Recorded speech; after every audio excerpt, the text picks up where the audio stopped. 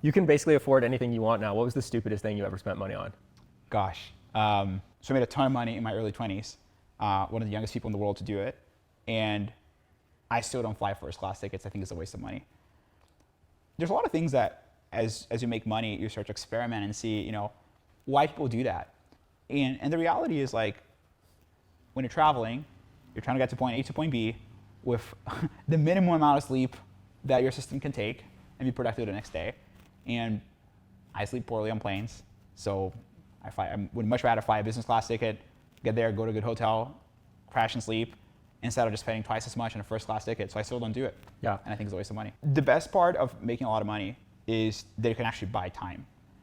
And you've heard of this before, right? You've heard, oh, great, like, yeah, money is time. But what does that mean in practice? And what it means is you can actually optimize your entire routine and every minute of your life to be doing the things that give you the most amount of joy and they're the most productive at. So from the moment I wake up to the moment I go to bed, I have my entire day planned. And like what I'm gonna eat, what time I'm gonna work out, who's gonna take me from place A to place B, who I'm gonna meet, who I'm gonna spend my time and energy on.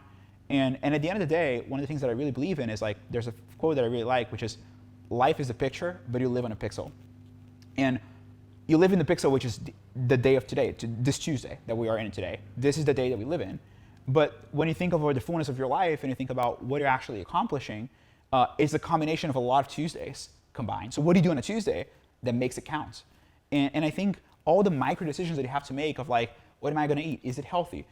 Is it gonna do well for me? How am I gonna get there? Who am I gonna be with? How much time am I gonna spend it? How much mental cycles this thing takes for me? All goes away. And I think that, to me, is a superpower.